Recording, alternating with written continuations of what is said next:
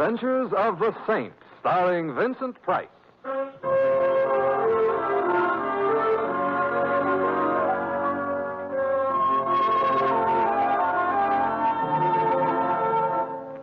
The Saint, based on characters created by Leslie Charteris and known to millions from books, magazines, and motion pictures.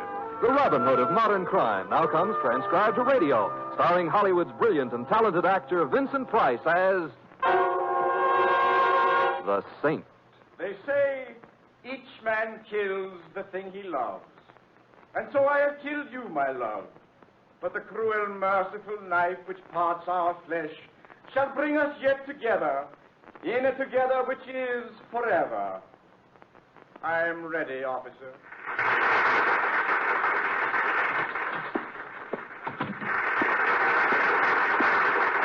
Pardon me, but where may I wait for Mr. Bennett? He's still on stage taking bows. Yes, I know. I was in the audience. My name is Templar. Oh, yes, Mr. Templar. He's expecting you. You can wait in his dressing room. It's right down the hall there, first on the right. The one with all the flowers on it. Thank you, thank you. Well, thank you, darling. Did you really? I enjoyed it. Thank you. See you shortly. Mercer. Come in, my dear. You are sweet, dear, but... hello, Mercer. Congratulations. Simon Templar, how perfectly wonderful of you to come. As I was saying, my dear Shari, you are sweet and utterly charming throughout, but never cross in front of me. Never. Yes, Mercer, I'll remember. And you were magnificent. Thank you. Oh, Shari, this is my old friend, Simon Templar. Templar, Shari Babcock, my leading lady. How do you do? How do you do? Go change, my dear. I'll meet you shortly. Of course, Mercer. Goodbye, Mr. Templar. Goodbye, Miss Babcock. Well, your taste is still excellent, Mercer. I picked my leaves on her acting ability alone, Templar. Now, why I sent for you. By the way, what did you think of the play? Well, it was... Yes, I know. I took only 5 curtain calls, an ominous sign. For me, practically a courtesy. Writers. Why, Templar, why don't they have writers like Shakespeare around these days? It's a plot against actors. I believe you. Well, perhaps the Bennett name will carry this thing along for a season, but it will be a strain. Mercer, why did you send for me? Oh. Sit down, Templar, while I remove my makeup. I am sitting down. Well, then stand up. No, don't. I hate to talk up to someone. I don't work well that way at all. Templar, I'm afraid of this play. It scares me, too. Oh, no, not that way. Templar, I've begun to notice a peculiar relationship between Mercer Bennett and his roles. Now, you'll think this a bit eccentric of me, perhaps, but it's true. Templar, I'm living my roles. No. Wait, let me tell you.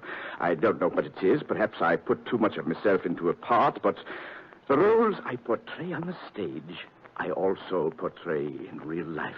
For example? For example, in Time Waits for Tomorrow, I played an actor who marries his leading lady. I married my leading lady. Astonishing. Wait. In Crossroads of the World, I played a singer who marries the ingenue. I married the ingenue. Laugh, that all. I don't have to. I didn't marry her. You did. Yes. But I could go on, Templar. This thing has been plaguing me for years. I have a feeling of fatalism about any role I undertake, that it can't help being realized offstage. Why get excited about it now? Because, Templar, because in this play, I not only fall in love with my leading lady, but I kill her. Well, has the first part come true? Well, one might say so, yes. She's utterly infatuated with me, of course, and she's a charming thing. I see. And you're afraid you're going to kill her? Deathly afraid. Well, it's been nice seeing you again, Mercer, but... Wait, don't go. I'm not just imagining things. The way the part was originally written, I shot Shari. But in our tryout in Boston, the prop man discovered that someone had put real bullets in the gun. Are you sure? Of course I am. That's why I had it rewritten to a knife. We use a rubber blade, of course. Of course. And you have no idea who put those bullets in the gun? None. It could have been anyone. Even you? That's what haunts me about this whole business, Templar. Could I have done it and not know it? Could I do it again? Oh, you've got to help me, Simon. Well, all right, I'll do what I can. but it might not be much. Ah, I'd appreciate it, Simon. I'd appreciate it immensely. And when we of the theater... Please, no tears. Where should I start? My agent and business manager will tell you whom to see and take you around. Stuart Jackson. Low fellow. Well, I'll see him in the morning. I'm deeply grateful, Simon. Why, I hardly dare look at the girl. I avoid her. Vincent, Daddy? Coming, Shari, darling, coming. Well, you see, Yes, I know. The show must go on. See you tomorrow, Mercy.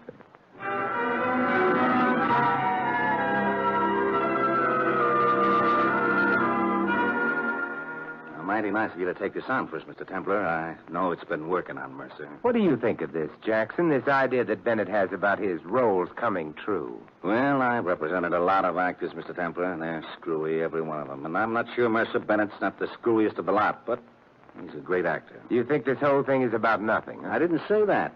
Maybe all in the head, but what's in the head gives plenty of trouble. You know what I mean? I know what you mean.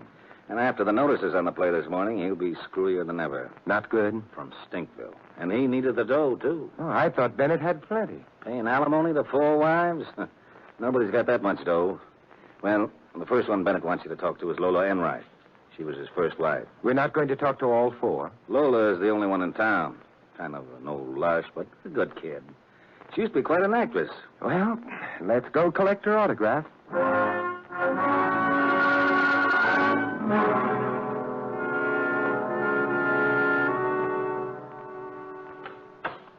Morning, Lola. Can we come in? Why, Mr. Jackson, do come in. I hope you'll excuse my dishabille. Just reading over a frightful stack of plays they're begging me to do. Safely wearing, finding a vehicle. Skip it, Lola. This isn't the producer. This is Simon Templar, the saint. Now, why didn't you say so? How do you do, Mr. Templar? Sit down. Thank you, Miss Enright. I've enjoyed your performances many times. Must be older than you look. What's up, boys? Mr. Templar, I'd like to ask you a few questions, Lola, about Mercer. Well, if you're going to talk about him, I've got to be fortified. Excuse me. Mr. Templar, have you ever met my friend? Huh? Oh, yes, I have. Oh, good. Then I don't have to introduce you. How about joining us? But I'm very fond of your friend, but not this early in the morning. About Mercer Bennett, Miss Enright. What about him? Well, very briefly, he has a fixation about roles he plays on the stage and acting themselves in real life. And in his latest play, he kills his leading lady. Tell him not to worry. That turkey won't run long enough for him to step on an ant. Something has occurred, however, to indicate that this isn't all imagination. You know anyone bearing any ill will against Bennett, Miss Enright? Sure I do. Anybody that knows him. No? Well, how about you, if I may be blunt? You mean, would I kill his leading lady and frame him with the murder? Let me think it over, Simon. Sure you don't want to say hello to my pal here? No, thanks. Well, I do. Mercer Bennett.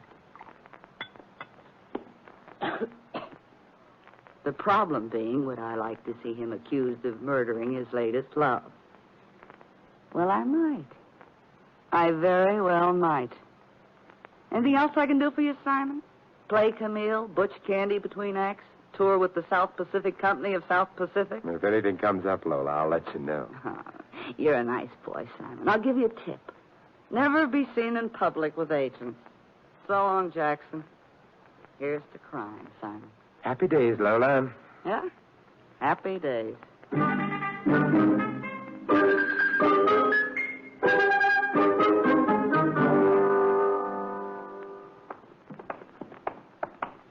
Well, what's the next port of call, Jackson? Arnold Prince, Mr. Templar. Broker, he says. Also has a wad of dough on the show. Oh, yes, you told me. Yeah. Here's his office here. No secretary. Guess we go right on in, huh? I guess so. Oh, morning, Mr. Prince. You busy? Hello, Jackson. Have you seen the notices? Did you see those horrible, terrible... Mr. Prince, this is Mr. Templar, Simon Templar. He wants to ask a couple of questions. Why? Because I think a crime may be committed, Mr. Prince, and I'm trying to prevent it. You're too late. The crime happened last night when 3 6s of 17 opened. Yes, I can understand your point of view. Tell me, Mr. Prince, what was your reason for putting money into the show? The play itself? I'll tell you. The reason was Shari Babcock. I was made a fool of. Shari was your girl? If I hadn't thought so, I wouldn't have put a cent into this egg. I couldn't afford the money. Do you hold any animosity toward Charest or Bennett? Toward both of them. How much animosity? Just this, Mr. Templar. I have a reputation for being a man it isn't safe to make a fool of. Do I make myself clear? I think so. Good. Good day, gentlemen. Oh, just one more question. Are you what they call an angel, Mr. Prince? An angel? You needn't answer that. Good day.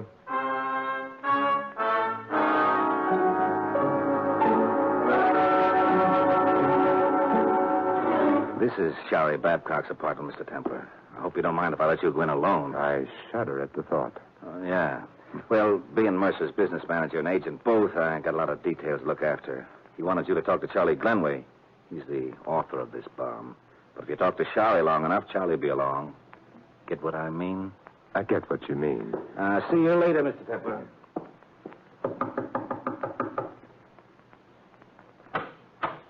Good morning, Miss Babcock. I don't know if you remember me, but How could I forget? Won't you come in, Mr. Templar? Simon, Oh, thank you, Shari. have you seen the notices? Yes. Well, it was to be expected, of course. Charlie's a nice boy, but just not a writer. Just not a writer. Shari, are you aware of the fact that as long as this play runs, you may be in considerable danger? Terribly exciting, isn't it? Huh? You're not frightened? But that's theater, Simon, dear. Actors living their roles, the excitement of opening night, the smell of grease paint. Shari, let's not do the grease paint in the veins bit, huh? Of course. You know about what happened in Boston? The real bullets instead of the blanks? Mm-hmm. Wouldn't it be fascinating if darling old Mercer had actually done it himself? I mean, conscious love, but subconscious hate. Fascinating, like Ibsen. Look, Hedda Gabler, did it ever occur to you that... Shari, you seen the reviews? Oh. Knock, Charles, darling, knock. Simon Templar, this is Charles Glenway, our author. The rats desert the sinking ship. You thought the play was pretty hot stuff this time yesterday, Shari. Oh, how are you, Templar? Thank you. Don't be rude, Charlie. And if one simply isn't a playwright, one should face it. Quote, Mercer Bennett, unquote. It was a play before he got hold of it, him and his rewrites.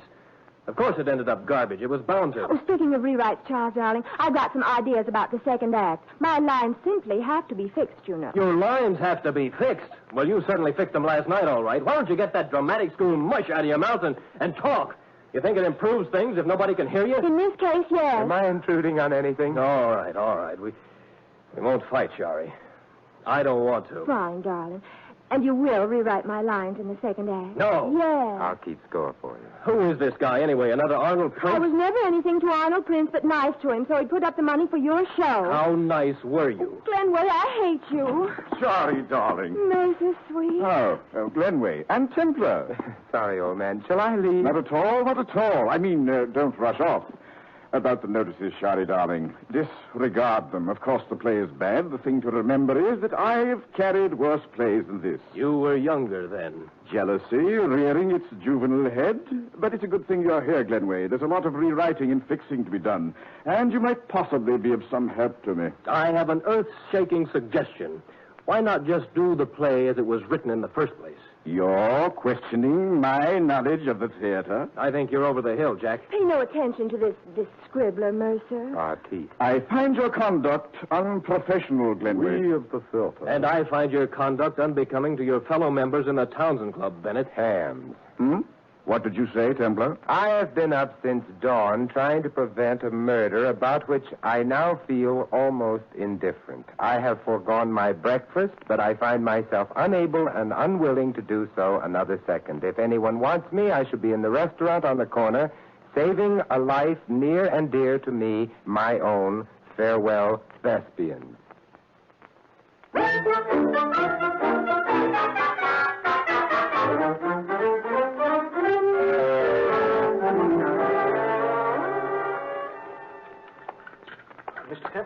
Mr. Templar. Oh, sit down, Mr. Jackson, sit down. But I warn you, if you interfere with my eggs Benedict with Tabasco sauce, you're a dead man. Mercer phoned me as you were here, Mr. Templar. He wants you to come to the play tonight. I have seen the play, and every horrible detail is etched with acid on the dark mirror of my mind. You know, you talk just like Mercer. It must be contagious. Oh, we just got word, Mr. Templar. The play is closing tonight. A 2-day run. Just ahead of the lynch mob. Do you carry insurance on your client, Mr. Jackson? Sure. And put him in another disaster like this, and he'll need it. Oh, but what I wanted to tell you, Mr. Templar, was this. Mercer's worried about the prophecy, or whatever you want to call it. He's afraid that something will happen to Shari. And tonight's the last night for it to happen. You'll be there, Mr. Templar? Against my complete better judgment, my appreciation of the aesthetic, and in utter disregard of my sanity, I shall be there.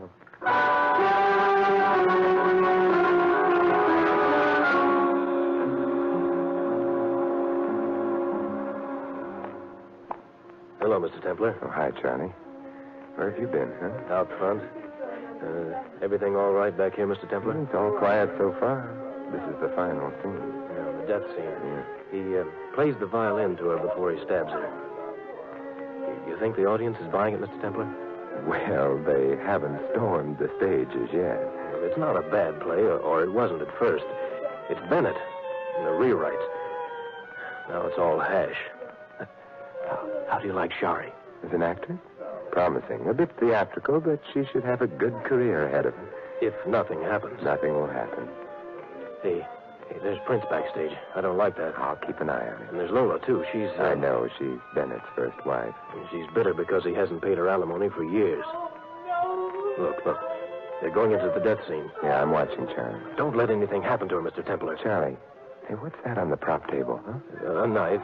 Well, it's not a real one. It's like the one Bennett stabbed Shari with, a rubber blade. But if that knife is here, what has Bennett got?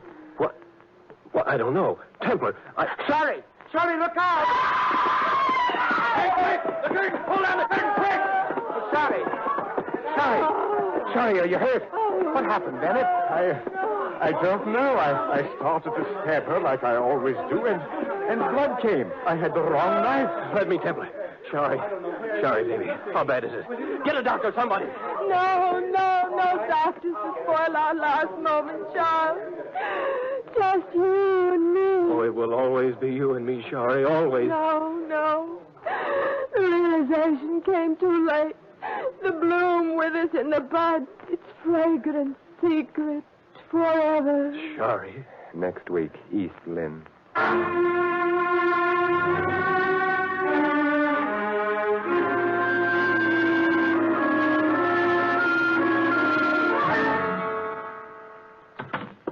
Simon. Yes, Bennett? How bad is it, Simon? Is it fatal? Tell me, Simon. I can take it. Oh, the doctor said he had great difficulty finding the scratch. Scratch? Yes, it was a very minor flesh wound. Shari just couldn't resist playing a deathbed scene. You've got her well trained. Templar, do you realize what this will do for 3 6s or 17? No, what? Publicity. Reams of publicity. The show will run for months. Where is she? Oh, she's in her dressing room. Come on. Shari. Mercy, you've come to say farewell to me. Get up, you lovesick ingenue. Put a bandage on that scratch. You've got a show to do tomorrow. But, Mercer, I'm dying. You couldn't be killed with a meat hand. Wait a minute, Bennett. That's no way. And I want to see you about some rewrites, Glenway, as soon as I talk to the press.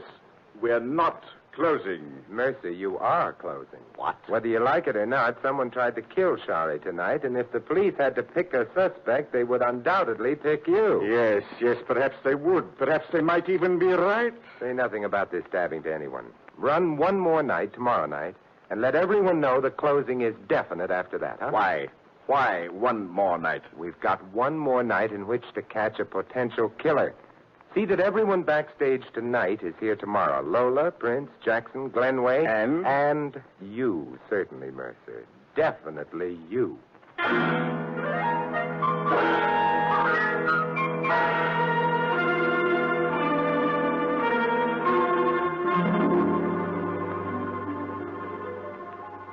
They say each man kills the thing he loves.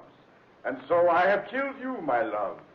But the cruel, merciful knife which parts our flesh shall bring us yet together in a together which is forever. I am ready, officer. Nothing happened. The play's over, Mr. Templar. Nothing happened. Shari's safe. Not quite yet, Charles. Well, what do you mean? Mr. Bennett, let's not cut. This isn't the protocol. No calls tonight. No calls tonight, Sam. None. As you say, Mr. Bennett. Don't bring it up, Joe. Oh, Charles, I'm safe. Oh, yes, darling. Well, Simon, The role is over. The play is finished. And the leading man did not kill his leading woman. No, he didn't, Mercer. Come on, Charlie, let's get out of here. No, Charles. Why not, Simon? The play is over. Not quite yet, Mercer. You forget that in your own play, Charlie, the murder occurred at 6 minutes past 11. It's now just 10:45. You're suggesting we stay here until 6 after 11? I'm suggesting it very strongly. Charles, would you ask Lola, Arnold Prince, and Stuart Jackson to join us? They're all backstage. Okay, Mr. Templar. What are you expecting, Simon? Charlie, I'm expecting another attempt on your life. There have been 2 already. I intend to see that this is the final one. What if it's a success? If my theory is correct, it won't be. The saint is never wrong, Shari. Are you? Well, hardly ever. Let's join the others, shall we? I'm giving a theater party.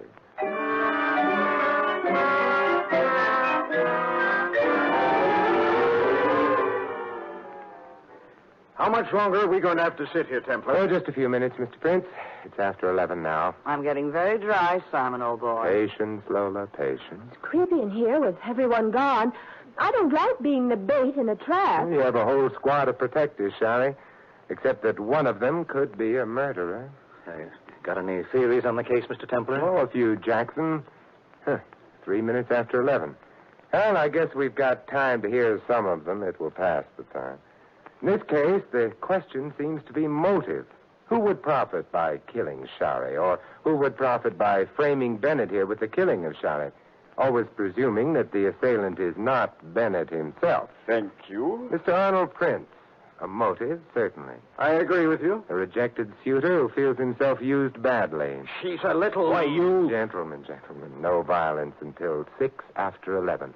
Mr. Prince lost money he could ill afford to lose. He thought he lost Miss Babcock to Mr. Bennett, and so had reason to hate them both. Stick around, Mr. Prince. Don't worry. I wouldn't miss Shari's murder for twice as much dough as I poured in this raffle. Oh, Miss Lola Enright. A motive, perhaps? Love. Desperate, hopeless love for this road company, Barrymore, and hatred for the younger rival. Right, Simon? Couldn't have done it better myself. I'll stick around, Simon.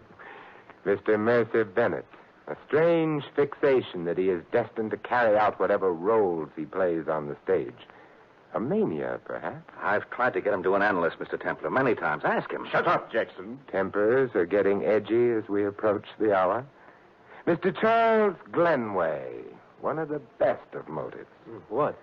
Oh, I might warn you, I don't know if the electrician knows we're still here, so we might find ourselves in the darkness. Simon. And then it might not happen at all. Let's see, where were we? Oh, yes. Charles Glenway. Oh, Charlie couldn't do it, Simon. All right, drop it, you. Drop it, or I'm going to break your wrist. Drop it. There. All right, Sam, you can put the lights back on. Sam! Right away, Mr. Templar. There. What happened? Who was it? Jackson. Yes, Jackson. Pick up his knife, Charlie. Yeah, sure. Anything to say, Mr. Jackson? Plenty. But not here. Smart fellow. But why Jackson, Templar? He was my agent. He was making a good living out of me. Not good enough. He was also your business manager. He told you were paying alimony to all 4 of your ex-wives. Lola hasn't gotten anything in years, right? Right. Yeah, this suggested a juggling of your books. And then I'm always suspicious of business managers anyway. He also told me he had your life insured. If you were to die for the murder of Shari Babcock, Jackson would be a rich man, and no questions asked about his books either. But why, Jackson? You were still collecting commissions from me? Shall I tell him, Jackson, or will you?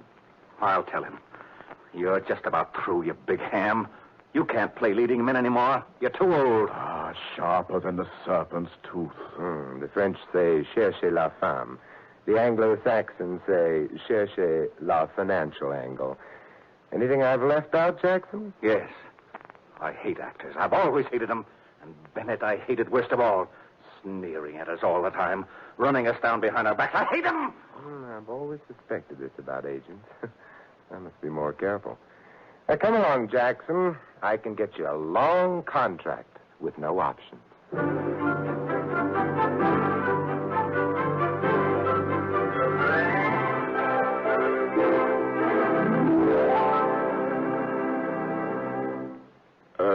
Templar. Yes, Mason?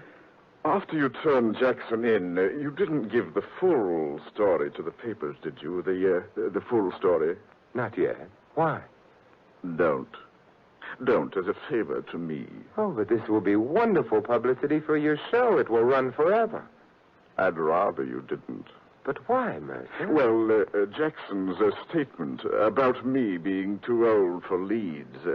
Of course, it's totally untrue, but if word of a charge like that gets around show business, well, you know... I see. My lips are sealed. Thanks, Templar, thanks.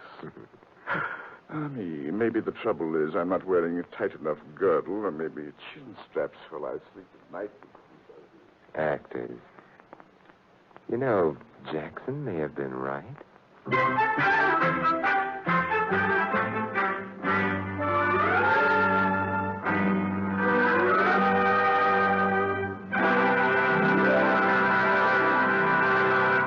You have been listening to another transcribed adventure of the Saint, the Robin Hood of modern crime. Now here's our star, Vincent Price. Ladies and gentlemen, it's difficult to comprehend the fact that you can hold life itself in the palm of your hand. The shape it takes isn't particularly dramatic. It's as simple as this. A few coins, a few dollars, your contribution to the Red Cross. The life you hold is that of some unknown person who will be restored to health through the Red Cross National Blood Program. That program is already in its second year. It still hasn't been fully developed. It still isn't bringing the amazing medicine of whole blood to all those who need it. That won't come without more doctors, nurses, technicians, and equipment. That won't come without your help. The only thing that makes it possible for the Red Cross to carry on its mission of mercy. More than 1,500 hospitals have been supplied free of charge with blood and blood derivatives. More than 500,000 pints have already been provided for medical use. And yet this is only part of the Red Cross program. The Red Cross follows in the wake of disasters of all kind, treating the injured, feeding the hungry, and sheltering the homeless. From the Red Cross emanates a network of services to the armed forces, to veterans, to the community as a whole. The complete cost of all these operations for the next year will be $67 million. But the cost to you is whatever you can give to help the helpless. Remember, all of us can help through the Red Cross. This is Vincent Price inviting you to join us again next week at this same time for another exciting adventure of the Saint. Good night.